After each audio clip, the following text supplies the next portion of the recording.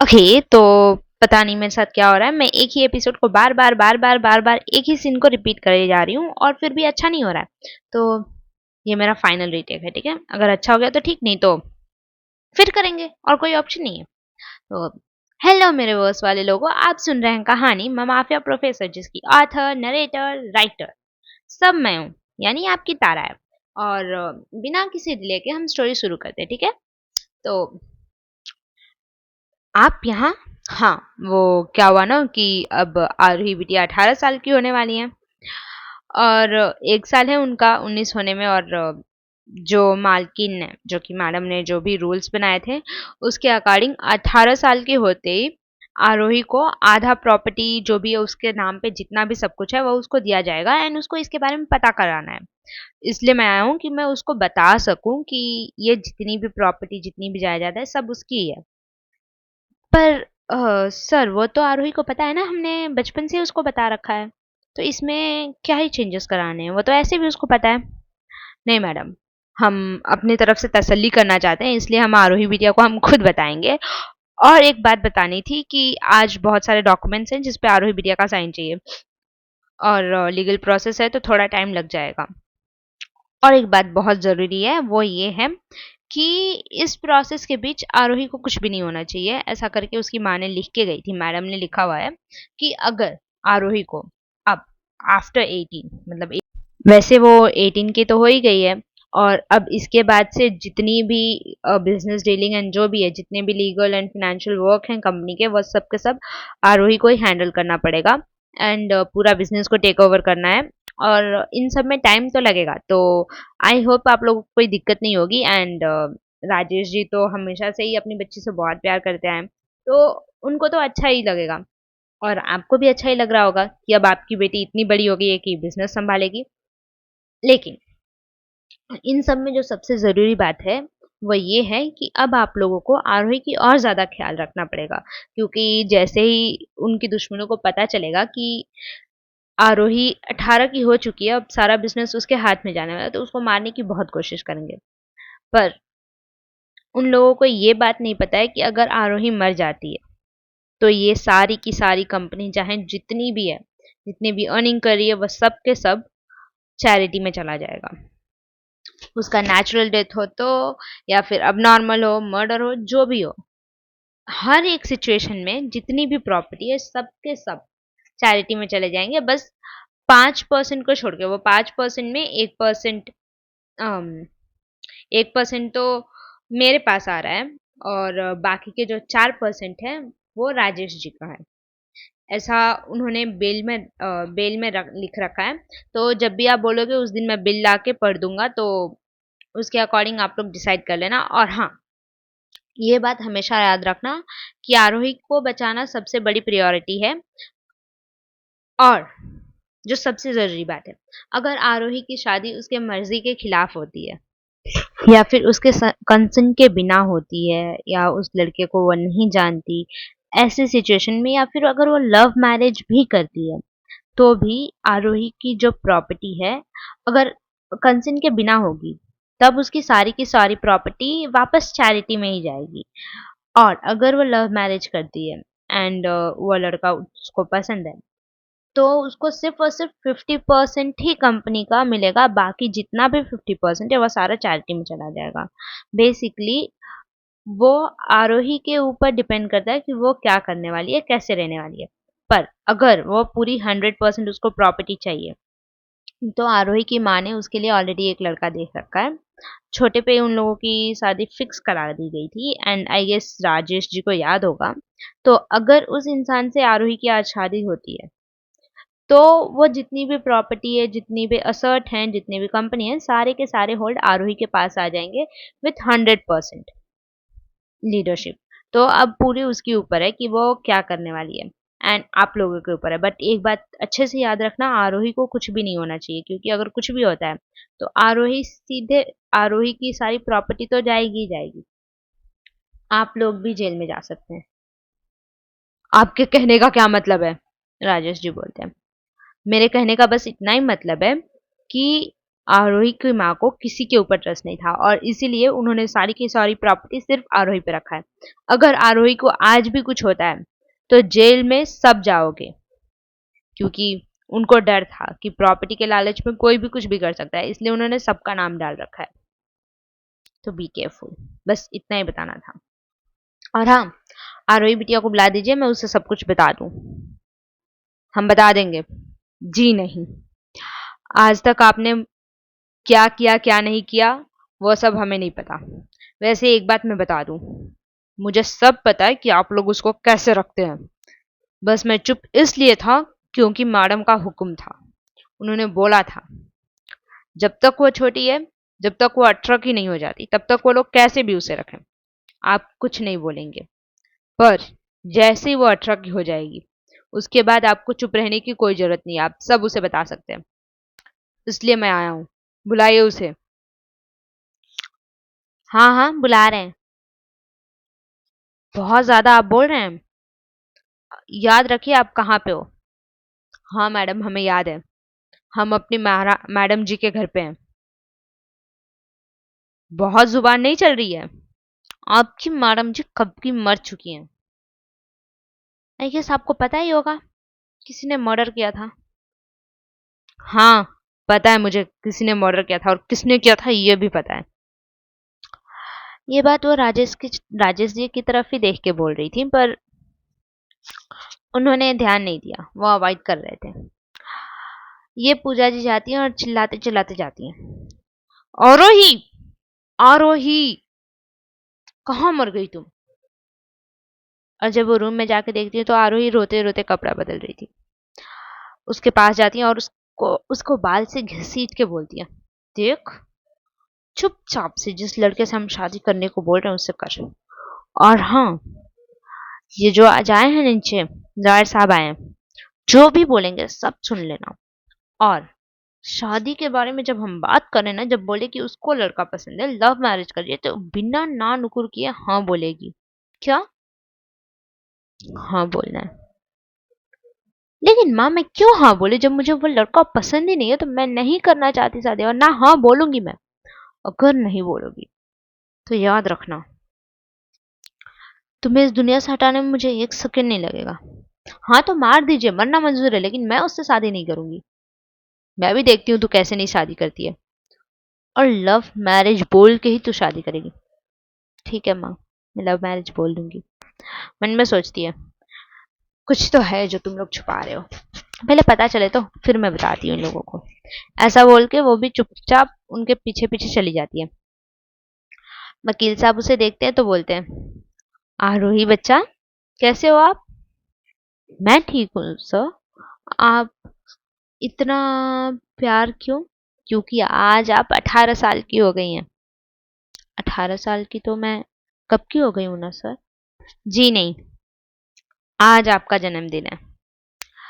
हमें नहीं पता कि आपके घर वालों ने आपको क्यों नहीं बताया, बट आज आप 18 की हुई हैं पूरी तरह से। ओह, ठीक है सर। ठीक है नहीं तो सुनिए, आज आप 18 की हो रही हैं, तो आपको बहुत सारे रिस्पॉन्सिबिलिटीज मिल रही हैं। आपकी मम्मी ने आपके लिए बहुत कुछ छोड़ा है। मम्मा ने मेरे लिए? पर मेरी मम्मा तो आपके जन्म के 4 साल बाद चली गई थी, मुझे पता है। पर उससे पहले ही उन्होंने आपके नाम बहुत कुछ करके गई हैं। आपकी मम्मा क्या थी वो तो आपको पता ही है। हाँ, वो वर्ल्ड्स बेस्ट बिजनेस वुमेन थी। कितने सारे मेडल्स तो ली थी वो, ट्रॉफी घर पे भी था। पर अब नहीं है, अब सारे मेरे रूम में है। हाँ, वही। तो सुनिए, अब आप जैसी, अब तो आप 18 की हो ही गई हैं, तो कुछ लीगल डॉक्यूमेंट पे साइन करने हैं, ये साइन कर दीजिए। उसके बाद से सारी लीगल फॉर्मेलिटी स्टार्ट हो जाएंगी। आज से आप जितने भी आपके पापा कंपनी ओन करते हैं, वह सबकी ओनर आप हो जाएंगी। आज से आप राहिका की मालकिन हो रही हैं। बीट Rahika enterprises, Rahika households and Aarohi fashion industry, सबकी मालकिन आप होने वाली हैं। Aarohi fashion industry? इसके बारे में तो मैंने कभी नहीं सुना। हाँ, क्योंकि ये इंडस्ट्री आपके पापा के कंट्रोल में नहीं आती है और ना ही आपके घर वालों के, इसलिए आपने इसके बारे में नहीं सुना। आई गेस आपको world's number 1 industry fashion designing institute पता होगा, Aarohi institute of fashion designing. And Aarohi के ब्रांड के कपड़े भी पता होंगे। हाँ वही ना, जिसके एक एक कपड़े मिलियन लाखों में बिकते हैं। हाँ वही। तो आप आज से उन सब की सीईओ बन रही हैं। पर कैसे? कैसे क्या? आपकी मम्मी ने आपके लिए सब करके गई हैं। हो, सच्ची में? मेरी मम्मा मेरे लिए इतना कुछ करके गई हैं? आपकी मम्मा आपके लिए बहुत कुछ करके गई हैं। अभी तो ये बहुत कम है। और 1 मिनट, मतलब ये सब पापा का नहीं है और ना ही मम्मा का है? नहीं, ये सारी आपकी अपनी मम्मी का है। और आज से इन सब की आप सोल ओनर बन रही हैं। आप इन सब की मालकिन होंगी। सच्ची? मुझे। अब चलो साइन कर दो पेपर पे। और सुनो सुनो सुनो, आज से आप अपना खुद का बहुत ज्यादा ध्यान रखना, ठीक है? वैसे तो आपको ध्यान रखने की जरूरत नहीं है, क्योंकि कुछ भी होता है तो उन सबको कुछ नहीं मिलेगा आपसे। पर हाँ, एक बात याद रखना, लव मैरिज करने से पहले एक बार सोच लेना, तुम्हारे पास जो प्रॉपर्टी है ना, उसको अगर तुम्हें हमेशा के लिए अपने पास रखना है तो तुम्हें तुम्हारी मम्मी के पसंद के लड़के से ही शादी करनी होगी। मेरी मम्मी के पसंद किए हुए लड़के से मतलब? यू मीन पूजा मम्मा के? नहीं, इनके नहीं। आपकी अराहिका मम्मा ने आपके लिए लड़का देख के रखा हुआ है, आपको उनसे शादी करनी होगी। पर मैं तो उन्हें जानती ही नहीं हूँ। और हाँ भाई साहब, रुकिए रुकिए रुकिए, वो उनको नहीं जानती और आरोही को ऑलरेडी एक लड़का पसंद आ गया है, वो उससे उससे प्यार करती है, उससे शादी करने वाली है। नहीं, ऐसा कुछ नहीं है। ऐसा ही है। आपको विश्वास नहीं होता? पर आरोही बिटिया तो नहीं बोल रही है, मैं कैसे मान लूं? आप खुद देखिए उसके मैसेजेस, वो उस लड़के को चीट करना चाहती है। फिर अगर ये लड़की मेरे भतीजे को चीट करेगी तो वो मर जाएगा बेचारा, और मैं नहीं रह पाऊंगी मेरे बेटे के बिना। प्लीज कुछ तो करिए, इसे समझाइए, ये कैसे छोड़ सकती है उसको, इतने सालों से प्यार की, अब उसे छोड़ना चाहती है। आप ही कुछ समझाइए ना वकील साहब इसे। देखिए पूजा जी, मैं तो कुछ नहीं बोल सकता, क्योंकि हमारी मैडम के हिसाब से उन्होंने ऑलरेडी एक लड़का देख रखा है। तो हम तो ये नहीं बोल सकते कि नहीं तुम इससे शादी करो या उससे। अगर रूही बेटिया सच बोल रही हैं, अगर वो प्यार नहीं करती तो नहीं करेंगी शादी, और करती हैं तो कर लेंगी शादी। अब मैं जा रहा हूँ, आप लोगों का फैमिली मैटर है, आप लोग डिस्कस कर लीजिए जो भी हो। हम्म, ठीक है, हम डिस्कस कर लेंगे। नमस्ते। उनके जाते ही आरोही के बाल से पकड़ के आज पूजा जी घसीटते हुए लेके जा रही थी, और राजेश जी देख रहे थे पर उन्होंने कुछ नहीं बोला।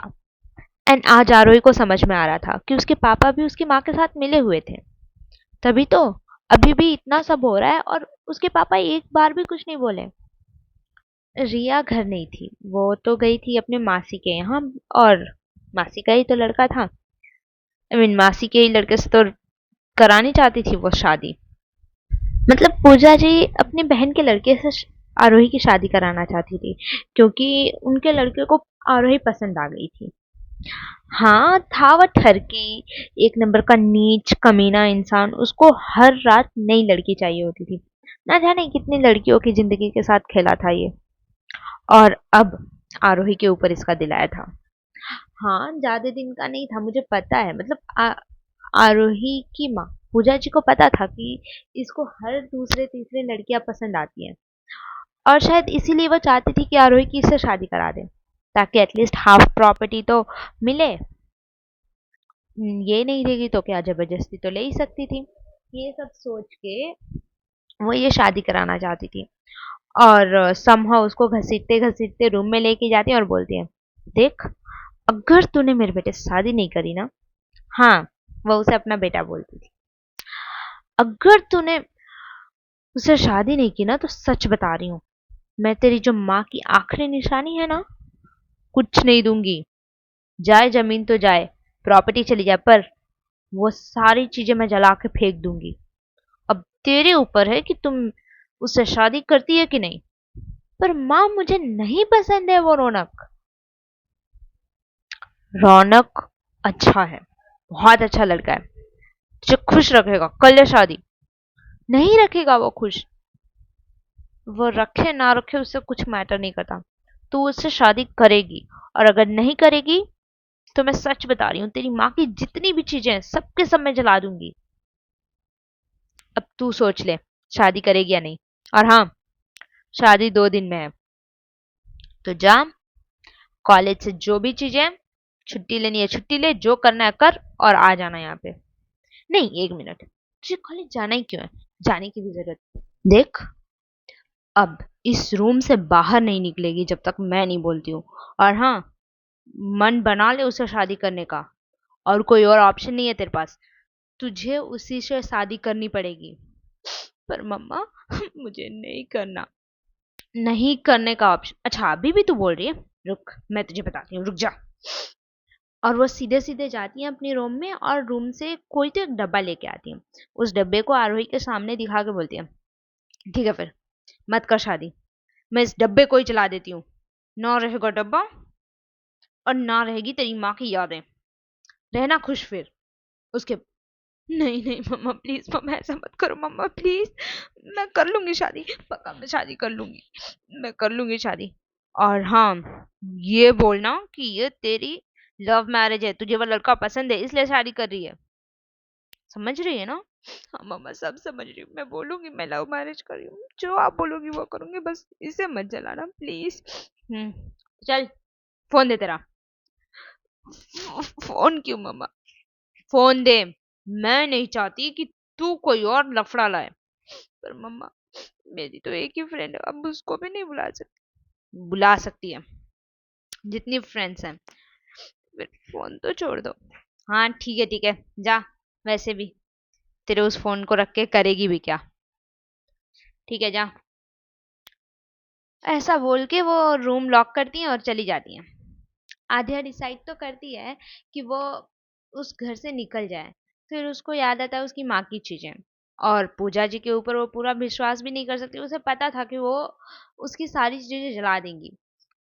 उसके पास अब कोई ऑप्शन नहीं था उस लड़के से शादी करने के अलावा, और वो 2 दिन तक कमरे में खूब रोती है। बेचारी ने 2 दिन से कुछ खाया भी नहीं था ना पिया था, वो इतना ज्यादा रो रही थी, आंखें लाल हो गई थी, चेहरा एकदम डल हो गया था, बीमार सी लगने लगी थी 2 ही दिन में। वो हंसता खिलता चेहरा आरोही का अब लग रहा था मानो कि कितनी ज्यादा बीमार हो, क्या हो गया हो उसे।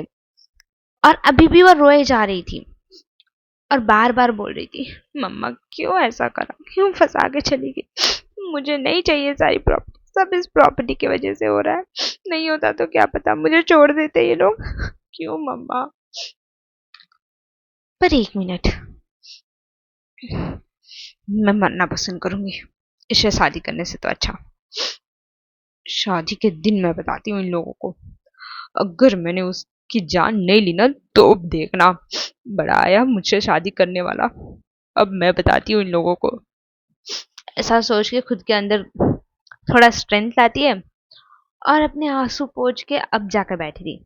और आज शाम को उसकी शादी भी थी, शाम के लाइक 3-4 बजे पूजा जी उसके रूम में आती हैं, और शादी का कपड़ा देती हैं उसे, और बोलती हैं, अच्छे से रेडी हो जाओ, ब्यूटिशियन को बुला दिए, आ रही है, तुमको रेडी कर देगी। इधर आर शिवांग जी भी बहुत ज्यादा परेशान थे, एक्चुअली आध्या मिल ही नहीं रही थी, और आध्या तो इन सब चक्करों में भूल ही गई थी कि उसके पास कोई है जो उसे बचा सकता है। एसआर बचा तो सकते थे ना उसे, उनको कॉल कर सकती थी, पर वो तो भूल गई थी। लेकिन जैसे ही ये आके कपड़े दिए और शादी की बात की, तब उसे याद आया, हाँ ना, मैं एसआर जी को कॉल कर सकती हूँ। और वो तुरंत कॉल की थी एसआर को। एसआर को कॉल करती है, एसआर फोन ही नहीं उठाते क्योंकि कहीं ना कहीं तो वो बिजी थे। एक कॉल, दूसरी बार जब वो कॉल करती है तब उठाते हैं, और अभी वो कुछ बोलते तब तक ये बोलती है, एसआर जी प्लीज मुझे बचा लो प्लीज, मेरी मम्मा जबरदस्ती मेरी। अभी इतना ही बोल रही रहती है कि बाहर से पूजा जी की आवाज आती है, आरोही क्या कर रही हो तुम? कुछ नहीं मम्मा।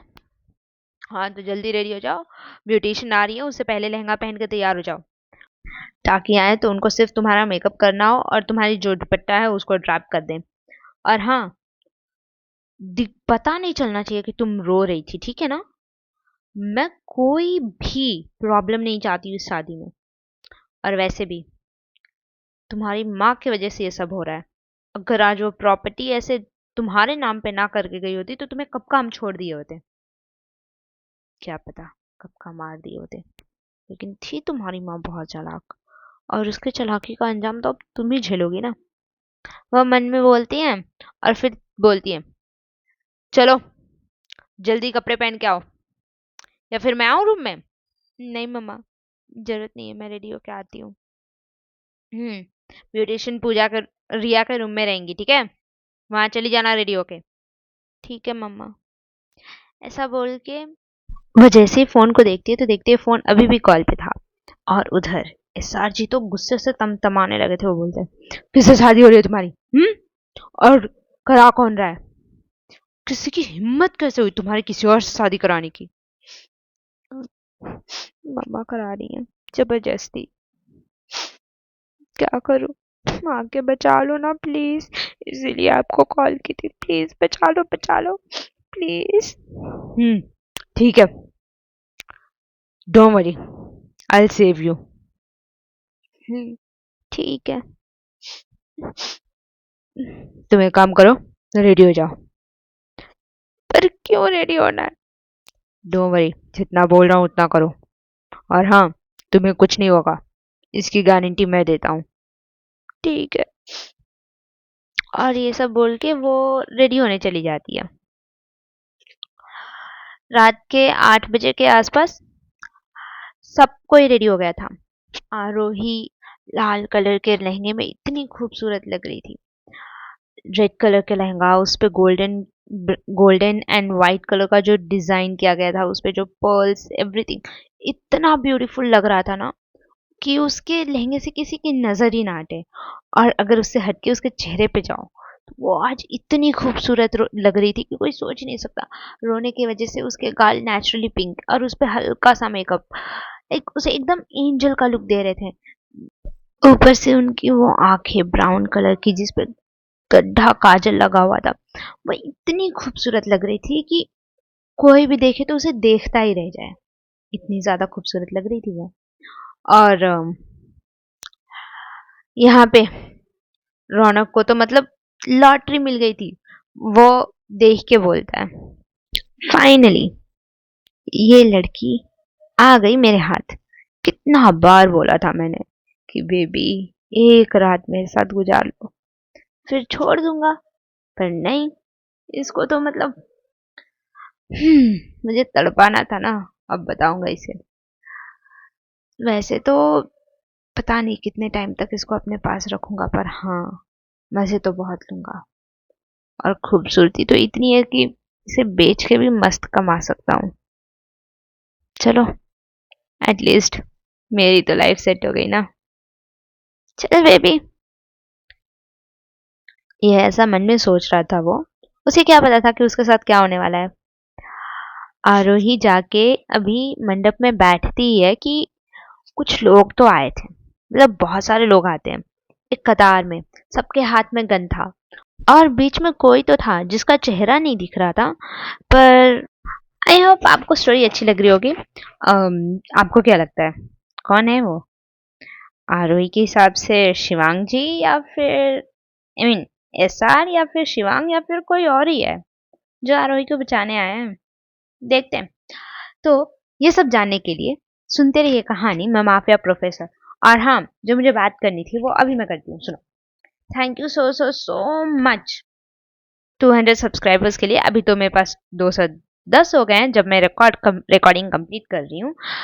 और मेरी फैमिली में ज्वाइन होने के लिए thank you so so so much, इतना सपोर्ट करने के लिए।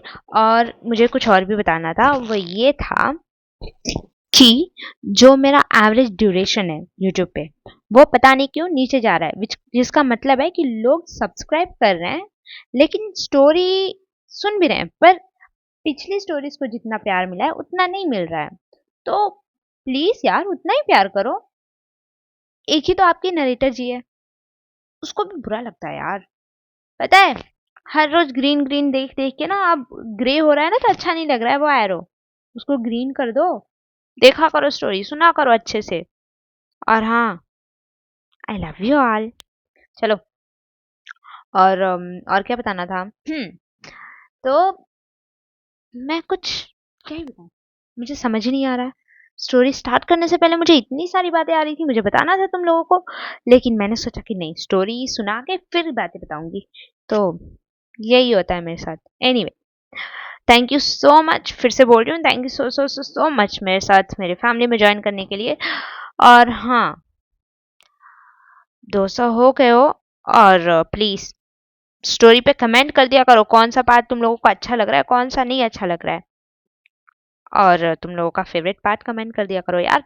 तुम लोगों के कमेंट से मुझे एक्साइटमेंट, मुझे ना वो कॉन्फिडेंट मिलता है स्टोरी फिर से लिखने का, आई मीन रिकॉर्ड करने का। तो कर दिया करो कमेंट। चलो, bye bye, love you all.